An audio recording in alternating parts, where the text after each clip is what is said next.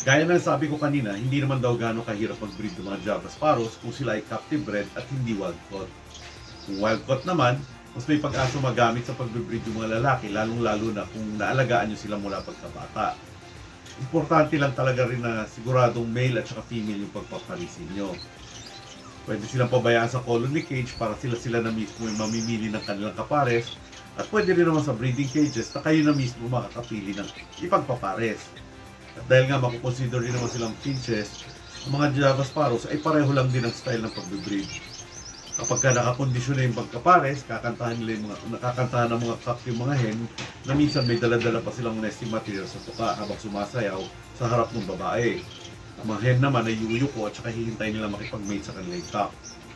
Monogamous din ang mga Java Sparrows kaya sila lang ang magpapares habang nabubuhay yung kapartner nila. At nabanggit ko rin kanina na kapag namumulan ng kanilang mga talukap, nangangahulugan lang na handa na sila mag-breed. Prolific breeders din ang mga ibon nito kaya mabilis silang maparami gaya ng mga zebra at saka mga society finches. Bago mangitlog yung hen, gumagawa na ang magkapares ng pugad nila. Medyo makalat nga lang sila gumawa ng pugad na gawa sa mga dayami. Pero mas gusto pa rin lang gumamit ng matigas at saka makapal na mga nesting materials tulad ng mga natuyong damo. Kung meron naman kayong mga nest box, kailangan nyo mas malaki-laki at hindi katulad ng ginagamit sa mga fancy finches. Mas mababagay kasi sa kanila yung mga nest box na ginagamit na para sa mga budgies o kaya para kids. Sa wild, ang average na dami ng itlog ng bawat clutch ay mga nasa 5 hanggang 6. Para naman sa mga inaalaga ang mga Java Sparrows, umaabot hanggang 7 hanggang 8 ang itlog na pinuproduce ng bawat pares. Magtutulungan din ang cock at saka hen sa paglilimlim sa itlog sa loob ng 14 days at pag napisa na ang itlog, parehong magulang yung magpapasubo sa mga inakay sa susunod na 2 linggo habang nasa pugad pa yung mga inakay. Ito rin ang dahilan kaya importanteng may sapat na pagkain yung mga ibon at mas mabuting bigyan nyo rin sila ng egg food araw-araw. Kilala rin ng mga Java Sparrow sa pagiging magagaling ng mga magulang kaya huwag kayong magugulat kung mapisa nila at mapalaki nila lahat ng kanilang mga inakay.